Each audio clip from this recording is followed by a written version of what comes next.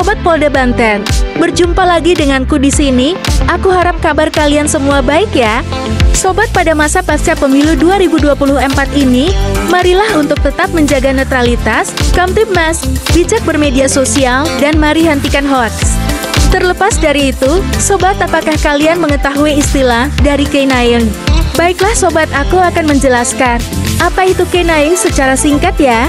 K9 adalah sebutan untuk anjing pelacak kepolisian. K9 memiliki indera penciuman yang tajam dan mereka semua sudah terlatih untuk mencari orang hilang, narkotika, bahan peledak, dan terlatih untuk menjaga keamanan. Untuk lebih lanjutnya lagi, mari kita saksikan podcast yang telah dilaksanakan oleh Polda Banten terkait dengan unit K9.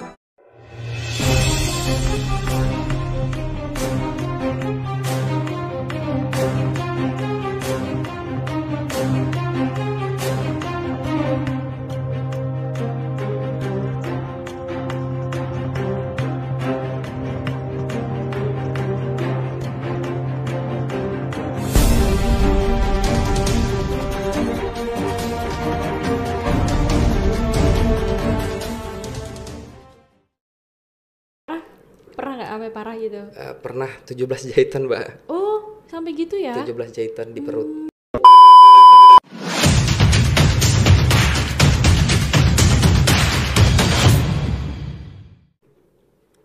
Assalamualaikum warahmatullahi wabarakatuh. Salam Pendekar Banten. Halo Sobat Pendekar, welcome back to our channel. Kembali lagi bersama saya Bribtu Sabrina di Pendekar Banten Podcast. Jangan lupa like, share, dan subscribe channel kita biar nggak ketinggalan update video berikutnya. Sobat Pendekar, kemarin sempat ada gempa di Cianjur. Nah, dalam pelaksanaan pencarian korban gempa di Cianjur ini, Polri juga telah menurunkan unit K9 untuk melakukan pencarian korban yang tertimbun longsor. Nah, Sobat Pendekar udah tahu belum sih apa itu tim K9 dan apa saja tugas dan perannya dalam fungsi kepolisian? Oke, biar nggak penasaran, kita hari ini sudah datangkan narasumber. Ada Ibda Turip SAP selaku Kanit Satwa di Samapta Polda Banten dan Bribda Immanuel Sudarman sebagai Banit Satwa di Samapta Polda Banten. Selamat datang Pak dan Immanuel di Pendekar Banten Podcast. Salam Pendekar Banten. Sehat Pak? Alhamdulillah. Sehat. Ini berarti dari unit Satwa ya Pak, Satwa K9. Oh ya. Nah, sebenarnya K9 itu tuh apa sih Pak? Tulisannya K9 gitu ya? Betul, K9. K9 itu untuk satwa anjing, jadi sebutannya Satwa K9 itu atau K9 itu. Oh. Ada dua untuk di satwa itu, ada K9 dan ada Aswasada atau Turangga. Jadi di Direktorat Samapta harusnya ada dua satwa, yaitu K9 dan Turangga. Oh, jadi itu K9 itu bukan singkatan gitu ya Pak ya? Bukan. Untuk sebutan. Sebutan aja. Sebutan anjing. Anjing. Oh, betul. anjing. Terus kalau yang masuk dalam tim K9 itu apakah ada kriteria tertentu Pak untuk personelnya? Ada, terutama anggota atau personil yang sudah melaksanakan kejuruan pawang. Ada beberapa kejuruan yang diselenggarakan oleh Mabes Polri. Untuk Ditpol Satwa Mabes Polri itu ada beberapa kejuruan untuk pawang. Oh, untuk pawang gitu ya Pak. Oh, berarti ternyata ada sekolahnya ibaratnya ya Pak ya? Iya. Selama sebulan juga? 2 bulan. Oh, 2 bulan. 2 bulan. Kalau Mas Immanuel berarti udah sekolah gitu? Kalau saya sudah 2 bulan kemarin. Udah 2 bulan, berarti baru belum lama ininya? Belum lama sih Pak. Oh, belum lama. Di mana tempat ininya? Kalau untuk tempat kejuruannya itu di Bogor, di Cikeas. Oh, di Cikeas Bogor. Betul. Tadinya emang ditunjuk atau pengen? Kalau untuk dikjur sebenarnya pengen sih Mbak.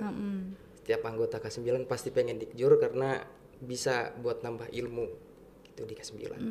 Nah, berarti kalau di unit Satwa K9 itu belum semuanya dapat dikjur ya Pak, atau udah? Sebagian udah. Tinggal yang baru masuk, kebetulan ada bintara baru. Itu belum giliran gitu ya Pak ya. Betul. Nanti kalau ada lagi ikut lagi gitu ya Pak ya. Ikutkan kejuruan. Ada berapa ini Pak anggotanya? Untuk saat ini ada 13 personil. Oh 13. Nah itu 13 itu tugasnya giliran-giliran atau ini Pak? Jadi kalau anggota itu kan masing-masing ada kejuruan, ada spesialisasinya. Dia ada kejuruan narkotika, ada kejuruan handak, dan ada kejuruan SAR ada. Oh jadi anjingnya itu tuh masing-masing punya tugas ini untuk mendetek apa narkoba. Oh gitu ya Pak ya. Jadi yang dimiliki oleh Polda Banten kebetulan ada 4 ekor anjing. Oh ada 4. Iya, jenisnya jenis German Shepherd, ada jenis Malinois dari Belgia, ada jenis Labrador. Labrador itu dari Kanada. Jadi impor semua ya Pak ya? Impor semua. Impor semua. Nah, kalau kan beberapa hari yang lalu tuh Pak sempat saat gempa Cianjur itu Polri juga menurunkan tim K9 ya Pak untuk mencari korban itu. Nah, apakah semua anjing itu juga memiliki kemampuan yang sama gitu Pak? Apa untuk menemukan korbannya itu atau gimana Pak? Kalau yang untuk pencarian korban yang tertimbun tuh? Itu khusus jenis anjingnya khusus yaitu untuk anjing SAR. Dia dilatih untuk khusus mencari korban. Oh ya, gitu. Spesialisasi mereka itu spesialisasi untuk mencari korban dan menemukan korban. Kalau Mas Immanuel kemarin kebetulan dikjurnya apa nih? Kebetulan saya kemarin dikjur SAR Mbak. Oh yang SAR itu. Langsung SAR. Terus ikut ke Cianjur nggak kemarin? Tidak Mbak, karena kita belum punya satwa SAR. Oh belum ada satwa SAR-nya Pak ya. Oh. Terus apa sih Pak yang dilakukan sehingga anjing-anjing tersebut memiliki kemampuan ada yang pelacak bom, terus pencari narkoba dan mencari jejak dalam TKP gitu Pak? Sebelumnya dilatihnya gimana gitu? Iya, terutama yang dilatih itu pawangnya dulu. Pawangnya dulu dilatih, terus kemudian anjingnya juga dilatih. Melatihnya rutin Mbak. Rutin, dilatih rutin. Iya, termasuk perawatannya agar anjing tetap eksis itu menjaga kesehatannya Mbak. Kesehatannya dijaga, terus pakannya juga dijaga. Rutin kita memberikan pakan. Setiap 1 hari itu diberikan pakan tuh 2 kali. 2 kali. Jam 6 pagi dan jam 3 sore. Kalau siang itu diberikan ekstra puding, Mbak. Ekstra puding? Betul. Waduh enak tuh Pak, seger ya siang-siang. Iya, biar anjing tetap sehat dan semangat, Mbak. Itu beneran puding Pak? Betul. Oh beneran puding gitu ya? Iya.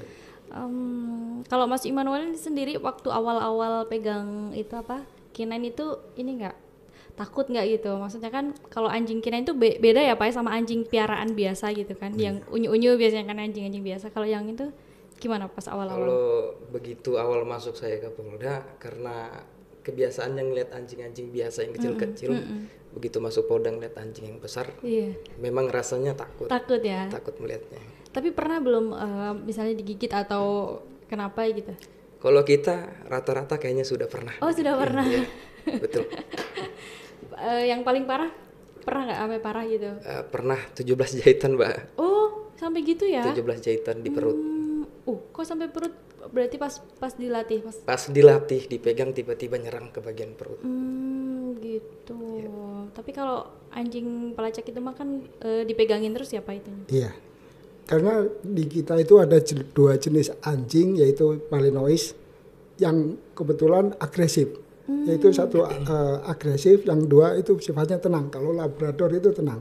Kalau yang Malinois itu emang tipenya tipe agresif. Agresif itu ya? Iya, jadi rata-rata pawang itu sudah merasakan. Tapi mereka sudah divaksin, Mbak. Oh, sudah divaksin. Setiap 6 bulan, ya anjingnya maupun pawangnya menerima vaksin. Oh, vaksin, ya. Terus berarti perawatannya gimana tuh Pak?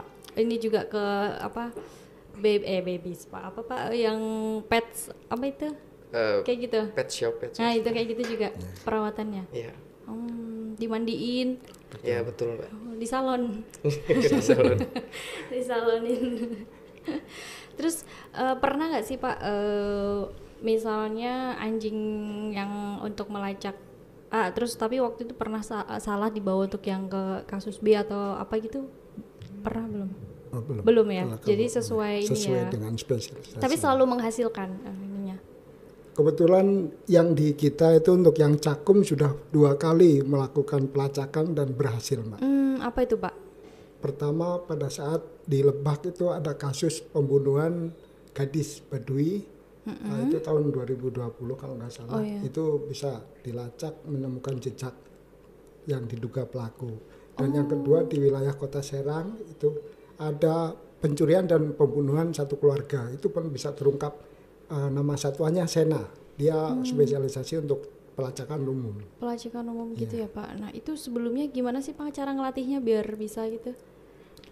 Sudah sesuai dengan ini kemampuan pawangnya, jadi gitu ya? Untuk melacak jejak itu udah sesuai. Udah berarti udah ada chemistry gitu ya? Mas Immanuel sama anjingnya itu. Terus sebenarnya susah gak sih merawat anjing-anjing yang pelacak gitu Pak, yang di unit K9? Ya kebetulan di kita itu anjingnya impor semua Mbak, jadi memang susah Mbak, susah perawatannya.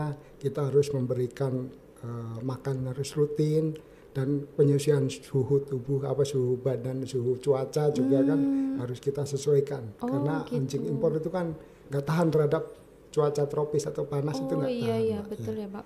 Ya, berarti sekarang kandangnya gimana Pak? Jangan-jangan pakai AC juga Pak? Enggak kan? Teduh gitu ya Pak, yang penting adem gitu ya. Terus ada ini lagi nggak Pak? Misalnya butuh tempat yang seperti apa lagi gitu untuk anjingnya?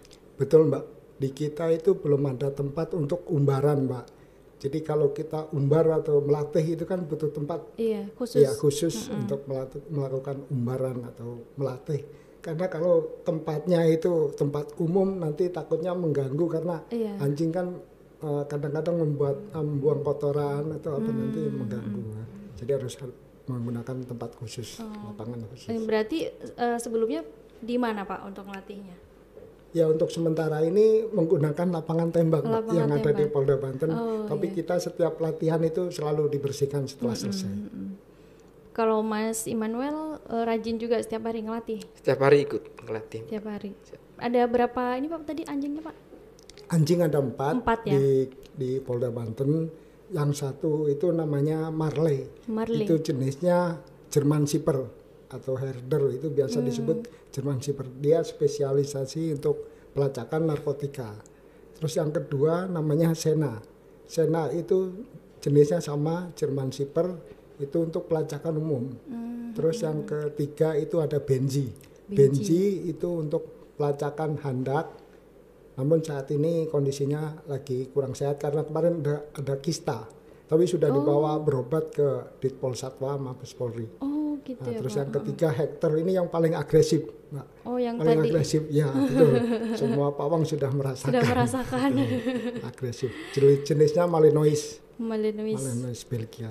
Nah itu yang ngasih nama siapa sih Pak? Kan namanya keren-keren. Dari Mabes Polri. Dari sananya. Gitu.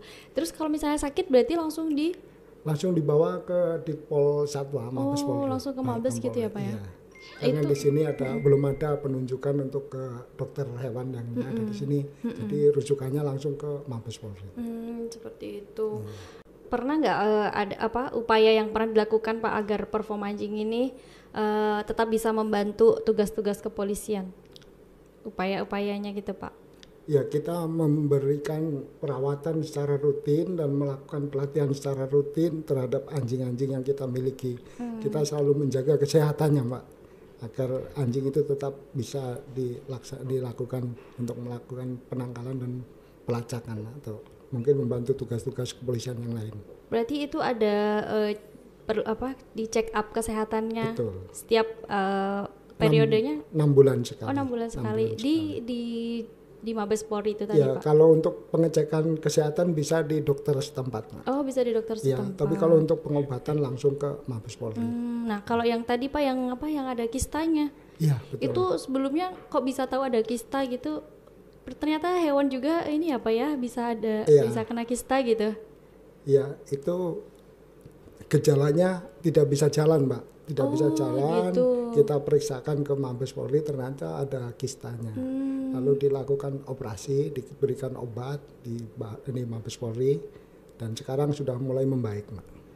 Berarti masih dalam perawatan di sana ya, Pak? Udah kembali di sini. Kembali ke sini. Berarti waktu di Mabes Polri juga ada personel yang ikut di sana nungguin. Ya Allah, setia banget ya Pak. Udah kayak bestie ya. Terus mungkin Pak ini ada pesan-pesan yang pengen disampaikan kepada sobat pendekar yang sebagai pecinta anjing Pak ini agar bisa melatih anjingnya juga memiliki kemampuan Pak. Tips-tipsnya mungkin bisa di-sharing. Iya, pertama itu sayangi anjing, sayangi peliharaan kita. Kedua itu lakukan pelatihan secara rutin. Dan ketiga berikan makanan yang sesuai dengan aturan, sesuai dengan petunjuk. Kalau di kita itu ada sesuai dengan berat satwa tersebut. Jadi setiap 1 kilo itu ada aturan untuk memberikan makannya. Oh gitu, iya. Berarti tapi pernah belum Pak anjing-anjing di sini turun berat badan gitu misalnya? Atau udah ada standarnya gitu sih? Sudah ada standarnya. Udah ada standarnya. Sesuai. Berarti ya itu tadi apa ya, mungkin pemeriksaan setiap 6 bulan sekali itu ya buat memonitor kesehatannya. Betul. Jadi gitu sobat pendekar, nih di Polda Banten juga memiliki anjing-anjing pelacak yang dapat membantu pelaksanaan tugas-tugas kepolisian. Oke, terima kasih Pak telah menyempatkan hadir di Pendekar Banten Podcast. Semoga sehat selalu dan semakin sukses dalam berkarir. Mas Immanuel juga semangat terus ya. Jangan kapok. Sobat pendekar, mungkin ini akhir dari podcast kita hari ini. Jangan lupa like, share, dan subscribe channel kita biar nggak ketinggalan update video berikutnya. Dan buat sobat pendekar yang mau request tentang materi yang akan dibahas, bisa langsung tulis komen di kolom komentar bawah. Ingat, jauhi kejahatan, narkoba, dan tetap berprestasi. Salam Pendekar Banten. Salam Pendekar Banten. Wassalamualaikum warahmatullahi wabarakatuh. Nah, seperti itulah sobat. Bagaimana sobat? Unit K9 ini keren ya. Lihatlah sobat mereka dilatih untuk performa yang prima.